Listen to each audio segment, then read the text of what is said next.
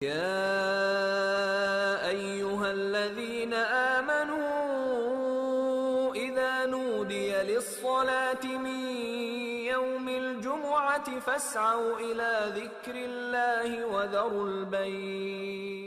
إن الحمد لله نحمده ونستعينه ونستغفره ونعوذ بالله من شرور أنفسنا ومن سيئات أعمالنا، من يهدي الله فلا مضل له ومن يضلل فلا هادي له، واشهد أن لا إله إلا الله وحده لا شريك له، واشهد أن محمدا عبده ورسوله. أعوذ بالله من الشيطان الرجيم، بسم الله الرحمن الرحيم. يا أيها الذين آمنوا اتقوا الله حق تقاته ولا تموتن إلا وأنتم مسلمون. يا أيها الناس اتقوا ربكم الذي خلقكم من نفس واحدة وخلق منها زوجها وبث منهما رجالا كثيرا ونساء، واتقوا الله الذي تساءلون به والأرحام إن الله كان عليكم رقيبا. يا أيها الذين آمنوا اتقوا الله وقولوا قولا سديدا يصلح لكم أعمالكم ويغفر لكم ذنوبكم، ومن يطع الله ورسوله فقد فاز فوزا عظيما.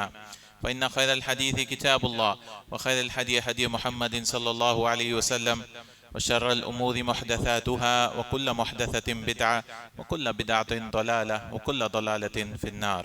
اما بعد، تمام قسم کی تعریف و کبریائی و بڑائی اللہ وحدہ لا شریک کے لیے لائق و زیبا ہے، ساری کائنات کا خالق و مالک و مدبر ہے، والصلاة والسلام و آخری نبی مصطفیٰ محمد رسول اللہ صلی اللہ علیہ وسلم پر۔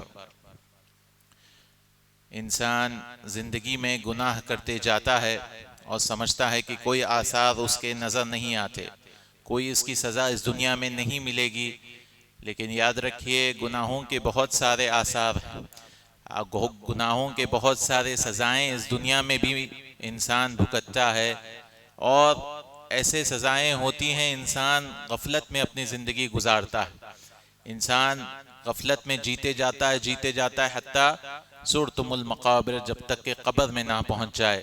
تو آج انشاءاللہ تعالی کچھ اور آثار ہم ذکر کریں گے کہ گناہ کے کیا کیا آثار انشاءاللہ ہوں گے، کہ گناہوں کی وجہ سے انسان کا دل بیمار پڑ جاتا ہے۔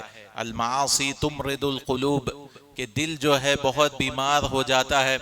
ارادت الخیر، خیر کا ارادہ بھی اس کے دل میں نہیں ہوتا، اتنا بیمار ہو جاتا ہے۔ کوئی نیکی کا ارادہ، نیکی کرنا تو دور کی بات، نیکی کا ارادہ بھی دل میں نہیں آتا ہے، اور دل جو ہے وہ صحت مند جا کے بیمار دل ہو جاتا ہے۔ ایسا دل ہو جاتا ہے جو بالکل مریض ہے، اس کو جیسے بدن کے لیے غذا چاہیے ویسے دل کے لیے بھی غذا چاہیے، اور دل کی غذا کیا ہے؟ وہ ہے ذکر اللہ، اللہ تعالیٰ کا ذکر۔ الا بذکر اللہ تطمئن القلوب، بے شک اللہ تعالیٰ کے ذکر میں جو ہے دلوں کو اطمینان ہے۔ تو یہ گناہوں کی وجہ سے دل بیمار پڑ جاتا ہے، اور اس کی دوا کیا ہے؟ گناہوں کو چھوڑنا۔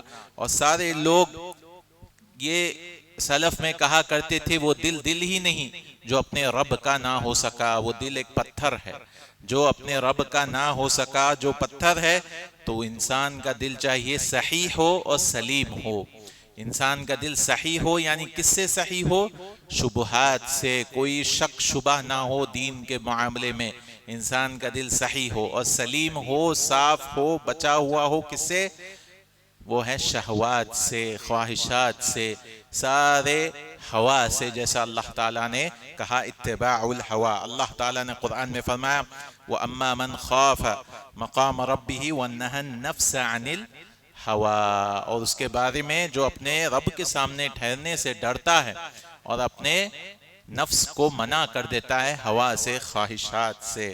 فَإِنَّ الْجَنَّةَ هِيَ الْمَأْوَىٰ، تو جنت ہی اس کا ٹھکانہ ہے، وہ جائے گا تو جنت میں ہی۔ تو خواہشات کی پیروی کرنے والا جو ہے کبھی بھی سکون میں نہیں رہ سکتا۔ اگر آپ آیت پڑھیں گے، اللہ تعالیٰ نے فرمایا ان الابرار لفی نعیم وان الفجار لفی جحیم، بے شک ابرار نیک لوگ نعمتوں میں ہوں گے اور گنہگار لوگ جہنم جہنم میں ہوں گے، مصیبتوں میں ہوں گے۔ اس کا مطلب صرف آخرت میں نہیں ہے، نعیم دنیا میں بھی نعمتوں میں رہیں گے۔ نعیم جو ہے دنیا میں بھی وہ لوگ سکون سے رہیں گے، اور جو گناہوں میں پڑتے رہیں گے۔ اللہ نے کفار کا لفظ نہیں استعمال کیا، اللہ نے استعمال کیا ان الفجار، جو گناہ کرتے جاتے ہیں، لفی جہنم، وہ جہنم میں رہیں گے۔ تو تینوں جگہ جو ہے سکون میں رہیں گے جو اللہ تعالیٰ کی اطاعت کرتا ہے۔ وہ کون سی جگہ ہے؟ دار الدنیا، دنیا کا گھر، پھر دار البرزخ، برزخ کا گھر، اور پھر دار الآخرہ، آخرت کا گھر۔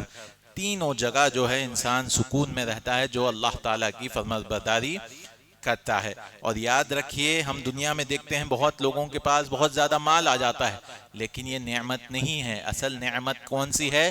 دل کی نعمت ہے۔ دل انسان سکون سے رہا، دل انسان جو ہے اطمینان سے رہا۔ انما الغنا، الغنا النفس، جو ہے غنا جو ہے، اصل امیری کیا ہے؟ وہ ہے نفس کی غنا ہے۔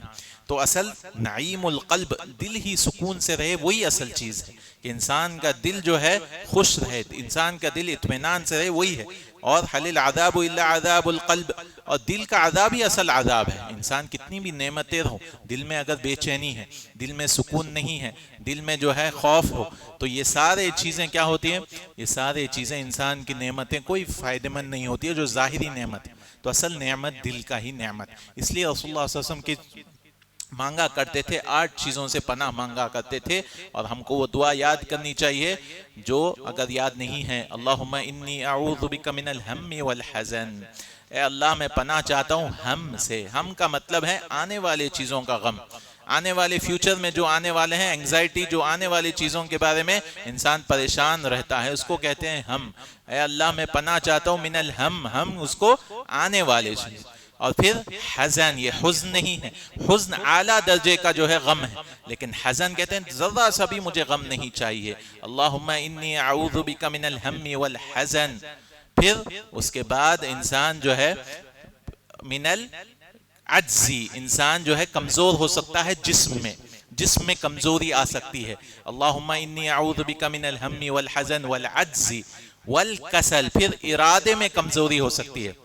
انسان کا جسم تو طاقتور ہو سکتا ہے، لیکن ہو سکتا ہے ارادے میں سستی ہو، کاہلی ہو، انسان عمل میں آگے نہ بڑھے۔ تو یہ 4 چیزیں ہو گئی، اللہم انی اعوذ بک من الہم والحزن والعجز والکسل۔ سارے چیزیں ٹھیک ہو سکتی ہیں، لیکن ایک چیز انسان ڈرپوک ہو سکتا ہے، سامنے والے کو حق بولنے سے ڈر سکتا ہے، تو وہ کیا ہے؟ من الجبن۔ جبن زبان ایسے شخص کو کہتے ہیں جو ڈرپوک قسم کا شخص ہے، وہ سامنے والے کو بولنے سے بھی ڈرتا ہے، یعنی وہ ڈرپوک پنا۔ تو رسول اللہ صلی اللہ علیہ وسلم نے کہا کہ میں پناہ چاہتا ہوں جبن سے بھی۔ اور اس کے بعد ہو سکتا ہے کہ انسان ڈرپوک ہو مال کے لیے، وہ کیا ہے؟ بخیلی، انسان کنجوس ہو کہ خرچ نہ کرے اللہ تعالیٰ کی راہ میں، من الجبن والبخل۔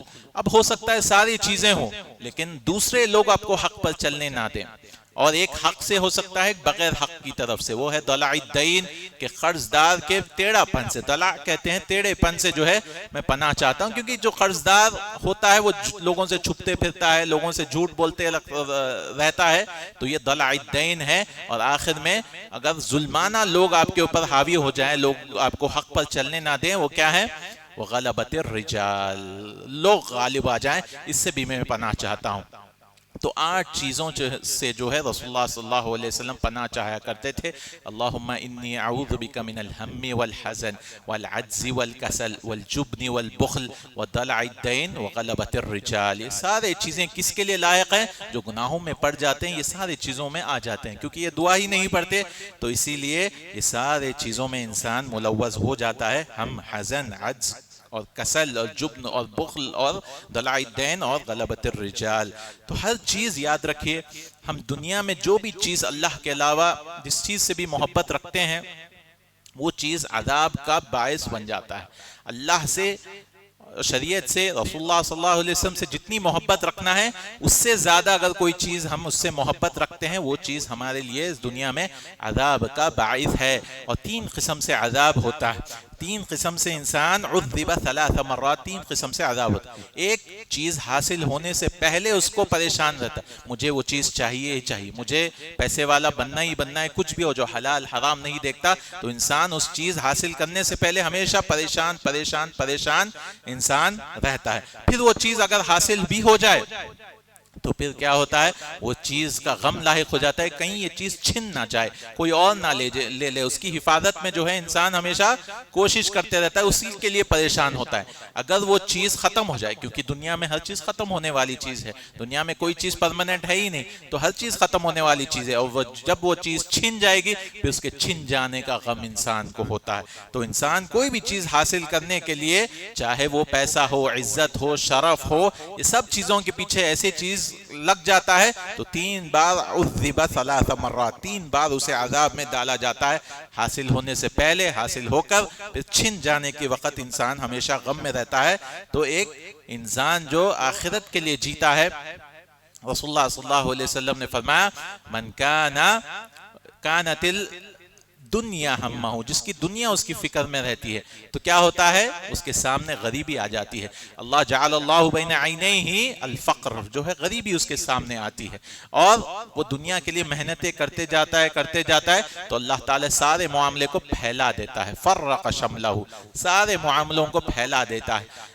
اور تیسری چیز کیا ہوتی ہے، اس کو اتنی ہی دنیا ملتی ہے جتنی اس کی تقدیر میں، چاہے وہ اوپر نیچے بھاگ لے، کچھ بھی کر لے، اتنی ہی جتنی تقدیر میں لکھی ہوئی اتنی ہی دنیا ملتی ہے۔ لیکن من کانت الآخرۃ ہمہ، جس کا آخرت کی فکر ہے، وہ صبح اٹھتا ہے، وہ سوچتا ہے کہ میری فکر آج اللہ کو راضی کرنا ہے، 12 بجتے ہیں اس کو ظہر کی فکر ہوتی ہے، 3 بجتے ہیں اس کو عصر کی فکر ہوتی ہے، تو اس طرح سے وہ ہر نماز کی، اللہ تعالیٰ کے ذکر و اذکار کی فکر کرتے رہتا ہے۔ تو رسول اللہ صلی اللہ علیہ وسلم نے فرمایا کہ اللہ تعالیٰ اس کے دل میں، اس کے آنکھوں میں غنا ڈال دیں گے، وہ ہمیشہ خوش رضامند رہے گا، کنٹینٹ رہے گا، وہ کسی اور چیز کے لیے جو ہے خواہشات نہیں رکھے گا، اور اللہ تعالیٰ اس کے سارے معاملے کو جمع اللہ شملہ، اس کے معاملے کو جمع کر دے گا۔ اور پھر اتتہ الدنیا وہی راغمہ، دنیا ذلیل ہو کر اس کے پاس آئے گی ہی آئے گی۔ اس لیے سلف کہا کرتے تھے، ہم نے دیکھا ہے ایسے لوگوں کو جو آخرت کے لیے کام کیا کرتے تھے، ان کو دنیا مل گئی، لیکن ہم نے کبھی نہیں دیکھا جو اہل الدنیا ہے، جو دنیا کے لیے ہے، ان کو آخرت بھی ملی، ایسا کبھی نہیں ہوتا ہے۔ تو اسی لیے انسان کی فکر ہمیشہ آخرت ہونی چاہیے، لیکن دنیا کے لیے بھی کوششیں کرے، لیکن حلال طریقے سے، صحیح راستے سے، شریعت کے حدود میں رہتے ہوئے۔ اسی لیے بعض کہتے تھے مساکین و اہل الدنیا، اہل الدنیا مسکین ہیں، غریب ہے بیچارے، کیا ہیں، خرجوا منہا، دنیا سے نکلتے، دنیا کے لیے سب چیز بناتے ہیں، لیکن اس کو چھوڑ کر جانا ہے، اور آخرت کی زندگی وہ نہیں جیے ہیں۔ بعض نے کہا کہ لو علم الملوک و ابناء الملوک، اگر بادشاہوں کو معلوم ہوتا کہ ہمارے دل میں کتنا سکون ہے، اور ان کے بیٹوں کو معلوم ہوتا لجادلنا بالسیوف، کہ ہمارے ساتھ تلوار سے وہ لڑتے تھے، کتنا سکون ہے، لذت ہے عبادت میں، انسان جب عبادت کرتا ہے تو اصل لذتوں میں رہتا ہے۔ اور یاد رکھیں، اس لیے شیخ الاسلام ابن تیمیہ رحمہ اللہ نے فرمایا 2 جنتیں ہیں، دنیا میں بھی ایک جنت ہے اور آخرت میں بھی جنت ہے۔ جو اس دنیا کی جنت میں داخل نہیں ہوا، وہ آخرت کی جنت میں بھی داخل نہیں ہو سکتے۔ آپ بولیں گے یہ دنیا کی جنت کیا ہے؟ وہ ہے لذت العبادہ، عبادت کی لذت ہے۔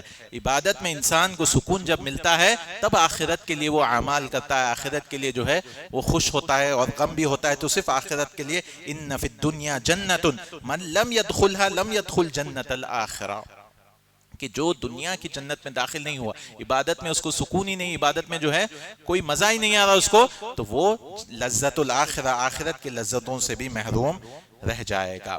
اور ایک جو ہے اثر ہے وہ ہے کہ انسان کی بصیرت چلے جاتی ہے، انسان صحیح اور غلط میں فیصلہ نہیں کر پاتا گناہوں کی وجہ سے۔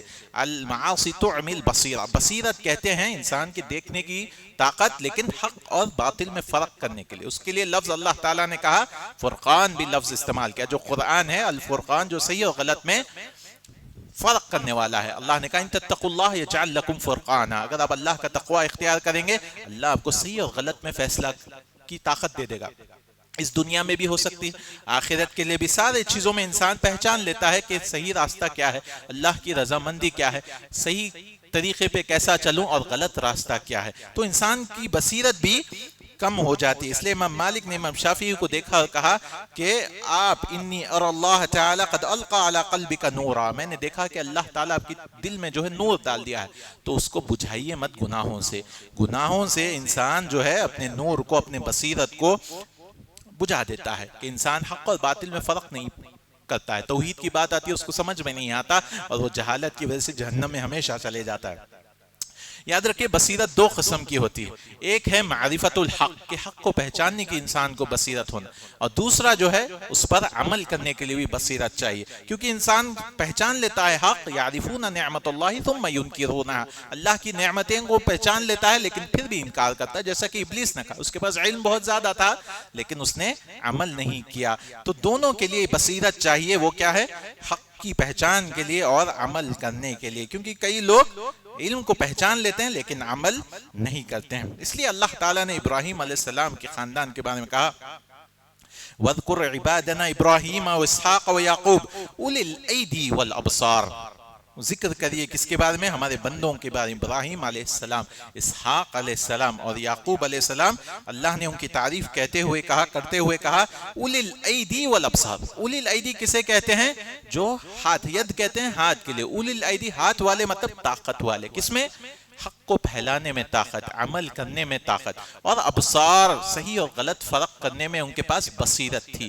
تو دونوں چیزوں میں ابن عباس رضی اللہ عنہ کہتے تھے کہ یہ اولو الایدی اور ابصار دونوں چیزیں جب جمع ہو جائیں تو انسان حق پر چل سکتا ہے، تنفیذ الحق، حق کو نافذ کر سکتا ہے اور اس پر عمل بھی کر سکتا ہے۔ اس کے لیے طاقت چاہیے اور بصیرت چاہیے، بصیرت صحیح غلط میں فیصلہ کرنے کے لیے، اور اس پر چلنے کے لیے انسان کو طاقت چاہیے، معرفت چاہیے، اور سارے چیزیں چاہیے۔ اور ایک جو گناہ کی وجہ سے ہوتا ہے کہ انسان اللہ کی نظر میں چھوٹا ہو جاتا ہے، لوگ چاہے کتنی بھی تعریف کرو، اللہ تعالیٰ کے نزدیک، فرشتوں کے نزدیک انسان جو ہے چھوٹا ہو جاتا ہے، کوئی قیمت نہیں ہوتی۔ اس لیے اللہ نے فرمایا قد افلح من زکاہا وقد خواب من دساہا، وہ انسان کامیاب ہو گیا، فلاح پا لیا جو اپنی نفس کی تزکیہ کر لیا، نفس کو پاک کر لیا۔ نفس کو پاک کرنے کا مطلب گناہوں سے دور کر دینا ہے، نیکی میں آگے بڑھتے جانا ہے۔ وقد خواب من دساہا، اور وہ انسان، خوابہ کا مطلب ہے نقصان میں آ گیا، دساہا کا مطلب کیا ہے؟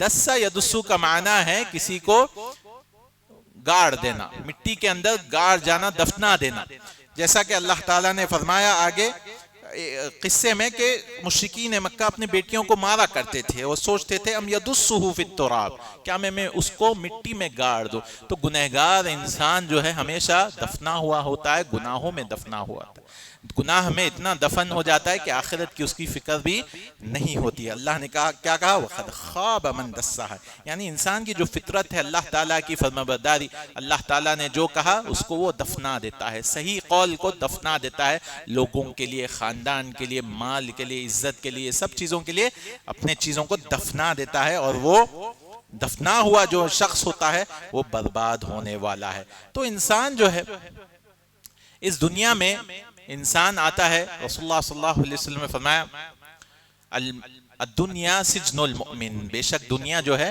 مومن کے لیے قید خانہ ہے، لیکن ہم یہاں ہیں کہ قید خانے سے محبت کرنے لگے ہیں، قید خانے سے نکلنا نہیں چاہتے۔ یہ ایسا نہیں ہونا چاہیے، قید خانے سے اگر ہم محبت کرنے لگیں گے تو اسی کے لیے دنیا بنائیں گے، ہر چیز دنیا کے لیے ہوگی، آخرت میں جو اصل ہمارا گھر ہے، جو آزادی ہے، اس کے لیے انسان کوشش نہیں کرتا، اور جو گناہوں میں پڑ جاتا ہے وہ شیطان کے قید خانے میں ہوتا ہے، وہ اپنے آپ کو آزاد سمجھتا ہے لیکن اصل میں وہ غلام ہے، اپنے خواہشات کا غلام ہے، جو خواہش کہتی ہے اس کے اوپر چلنا ہی چلنا پڑتا، وہ انسان اس سے ہٹ نہیں سکتا، وہ سجن الشیطان میں ہو جاتا ہے، اور شیطان جیسے اس کو لے کے جاتا ہے اس کے بعد لے کر چلے جاتا ہے، تو اللہ تعالیٰ سے وہ دور ہوتے جاتا ہے، اللہ سے دور ہوتے جاتا ہے اور شیطان کے پنجرے میں آ جاتا ہے۔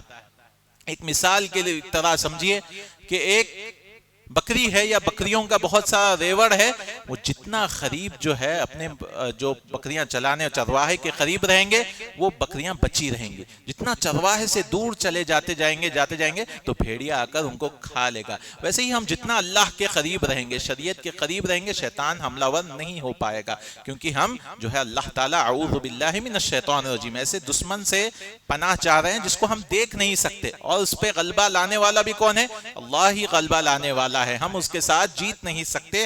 تو جتنا قریب ہم جو ہے اللہ تعالیٰ سے قریب ہوتے جائیں گے، شیطان سے اتنا دور ہوتے جائیں گے۔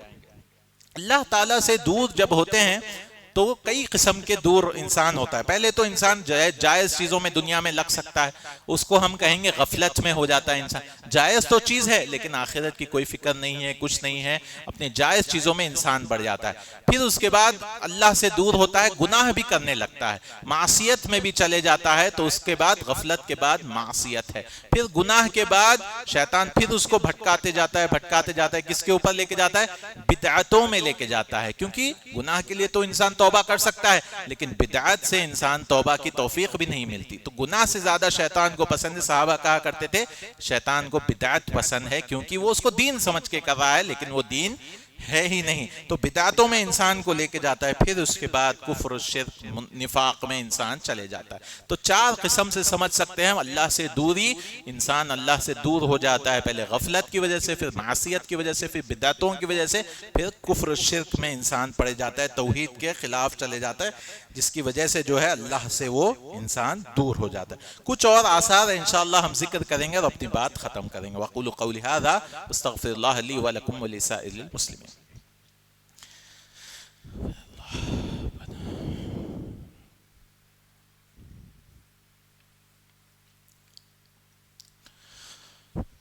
الحمد للہ رب العالمین والصلاة والسلام على رسولہ الامین وعلى آلہ وصحبہ اجمعین۔ ہم گناہوں کے بارے میں ذکر کر رہے تھے۔ کئی لوگ گناہ کرتے ہیں اور سمجھتے ہیں کہ اس کا اثر نہیں آ رہا ہے، ہم سکون سے زندگی جی رہے ہیں، گناہ حرام کماتے ہوئے بھی سکون سے جی رہے ہیں۔ یاد رکھیے کئی بار 40 سال کے بعد اس کا اثر آتا ہے۔ سلف کہا کرتے تھے 40 سال کے بعد کہ میں جانتا ہوں کس گناہ کی وجہ سے مجھے اب جو ہے سزا مل رہی ہے۔ تو انسان کبھی بھی یہ نہ سمجھے کہ وہ گناہ کر رہا ہے، بغیر استغفار کے، بغیر توبہ کے جو ہے وہ بچ جائے گا، نہیں، کچھ نہ کچھ اس کے زندگی میں ہوتے رہے گا۔ اللہ تعالیٰ اس کو یاد دلاتے رہے گا کہ آخرت کے لیے اصل کام کرنا ہے اور دنیا جو ہے بس فانی ہے۔ تو انسان جو ہے ایسے ناموں سے بھی چھن جاتا ہے جو اللہ تعالیٰ نے قرآن میں ذکر کیا۔ اس کا نام مومن اللہ نے رکھا، محسن رکھا، متقی رکھا، منیب جو اللہ کے پلٹنے والا ہے، یہ سارے نام اس کے لیے چھن جاتے ہیں۔ اور فرشتے اس کے نام کیا کیا لکھتے ہیں؟ جھوٹ بولنے والا، جیسا کہ رسول اللہ صلی اللہ علیہ وسلم نے فرمایا جو انسان جھوٹ بولتا ہے، بولتے جاتا ہے تو فرشتے بھی لکھ لیتے ہیں یہ کذاب ہے، یہ جھوٹا ہی ہے، اس کے رجسٹر میں کذاب لکھا جاتا ہے۔ یا چور، سارق، یا زانی، یا قاتل، یا خائن جو خیانت کرتا ہے، جو رشتہ داری کو کاٹنے والا ہے، ایسے نام اس کے لیے لگ جاتے ہیں، اس کا ٹائٹل بن جاتا ہے دھوکہ دینے والا، غادر۔ اللہ نے کہا کہ کتنا برے نام ہے یہ سب، بئس الاسم الفسوق، کتنے نام ہے، بئس الاسم الفسوق بعد الایمان، ایمان کے بعد فسق جو ہے، گناہ میں انسان پڑ جاتا ہے، کیسے برے نام ہے یہ، اتنے برے نام اس کا ٹائٹل پڑ جاتا ہے، اس سے بھی ہمیں بچنا چاہیے۔ گناہ انسان کرتا ہے اور اپنے آپ کو عقل مند سمجھتا ہے، وہ سمجھتا ہے کہ لوگوں سے وہ چھپا ہوا ہے، لیکن اللہ سے کبھی وہ چھپ نہیں سکتا۔ انسان کا عقل بھی کمزور ہو جاتی ہے، انسان کی عقل کمزور ہو جاتی ہے، کیوں؟ کیونکہ اصل عقل مند انسان وہ کون ہے؟ جو آخرت کے لیے کام کرے۔ لب اور الباب ایسے لفظ قرآن میں بھی اللہ تعالیٰ نے ذکر کیے عقل والوں کے لیے، جو آخرت کے لیے۔ اللہ نے فرمایا وَاتَّقُونِ يَا أُولِي الْأَلْبَابِ، اے جو عقل لوگ جو ہیں، جس کے پاس عقل ہے، میرے سے ڈرو، تقوی اختیار کرو۔ تو اصل عقل جو ہے کیس کہتے ہیں من عمل للآخرہ، جو آخرت کے لیے کام کرے وہی اصل عقل مند انسان ہے۔ فَاتَّقُوا اللَّهَ يَا أُولِي الْأَلْبَابِ لَعَلَّكُمْ تُفْلِحُونَ، اللہ سے تقوی کرو اے اولو الالباب، جو لوگ عقل والے ہیں، لعلکم تفلحون، کہ شاید آپ فلاح پا جاؤ گے۔ وما یذکر الا اولو الالباب، کئی جگہ اللہ نے ذکر کیا کہ وہ لوگ یاد کریں گے وہ جو اولو الالباب عقل مند انسان ہے۔ جیسے انسان نماز کے لیے کھڑا ہوتا ہے تو دنیا کے خیالات اس کے آتے رہتے ہیں، تو ذکر کے دو معنی ہیں، ایک دل کا ذکر، خشوع جسے کہتے ہیں وہ دل کا ذکر ہے، اور پھر نماز کے بعد ہم زبان سے بھی ذکر اللہ کو یاد کرتے ہیں، اور نماز ہی خود پوری ذکر ہے۔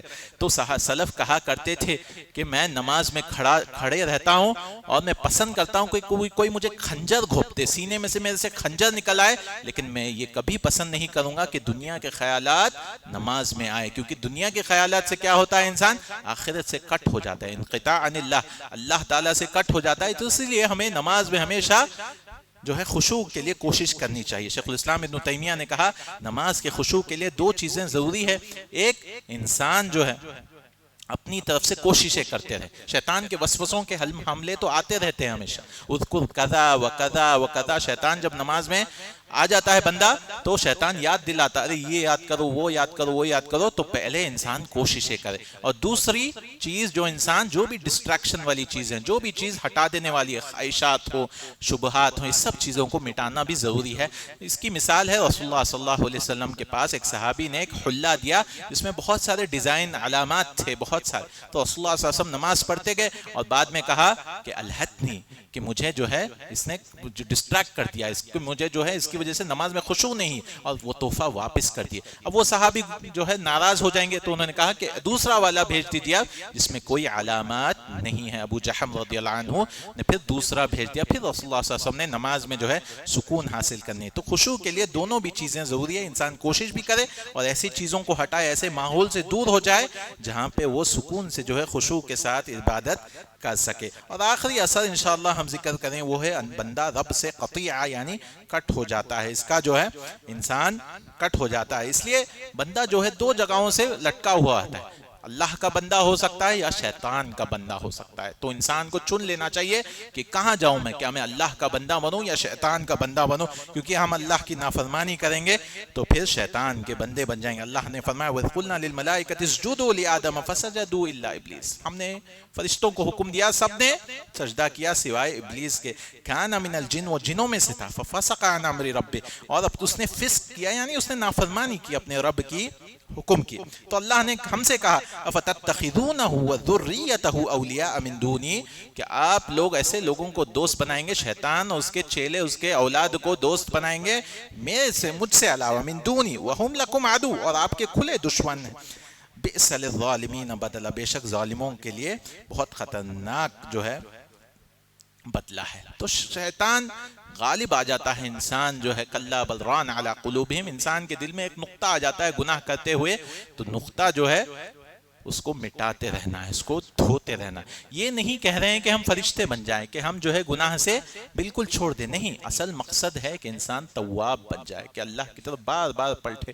گناہ ہو رہا ہے تو بار بار پلٹتے جائے. 6 گھنٹے تک فرشتہ نہیں لکھتا کیونکہ اس کو مہلت مل جاتی ہے کہ بندہ توبہ استغفار کرے. گناہ لکھا نہیں جاتا 6 گھنٹوں تک. تو انسان بار بار پلٹے. جتنے بھی گناہ ہوتے ہیں اللہ تعالیٰ نے کہا کہ زمین بھر جو ہے انسان گناہ لے کے آئے تو اللہ قبول کرتا ہے، لیکن ایک ہی شرط، لا تشرکوا بی شیئا، لیکن نہیں کرنا. شرک پہ اگر انسان مر گیا تو اللہ تعالیٰ قبول نہیں کرنے والا ہے. تو سارے زمین بھر کے بھی گناہ کر لے لیکن توبہ استغفار انسان ہمیشہ لازم کرے. کیونکہ توبہ سے کیا ہوتا ہے، انسان کے گناہ بھی کم ہوتے جاتے ہیں. سچی توبہ ہونی چاہیے، ہمیشہ ارادہ ہونا چاہیے، پکا ارادہ. پھر انسان ہونے کے ناطے پھر سے گر رہا ہے تو کوئی پھر توبہ کرے. شیطان چاہتا ہے، آپ کہیں گے کہ کب تک توبہ کروں، ہمیشہ شیطان چاہتا ہے کہ ہم اللہ سے جو ہے چھوڑ دیں گے، اللہ معاف نہیں کرے گا. ایسا نہیں، اللہ ہر چیز معاف کرنے کے لیے تیار ہے، بس ہمیں لوٹنے کی طرف ہے. اللہ تعالی ہم سب کو توابون میں سے بنائے اور ہمارے گناہوں کو معاف فرمائے. ان اللہ و ملائکتہ یصلون علی النبی یا ایھا الذین آمنوا صلوا علیہ وسلموا تسلیما. اللهم صل علی محمد وعلى ال محمد كما صليت على ابراہیم وعلى ال ابراہیم انك حمید مجید. اللهم بارک علی محمد وعلى ال محمد كما بارکت علی ابراہیم وعلى ال ابراہیم انك حمید مجید. واقیموا للصلاة.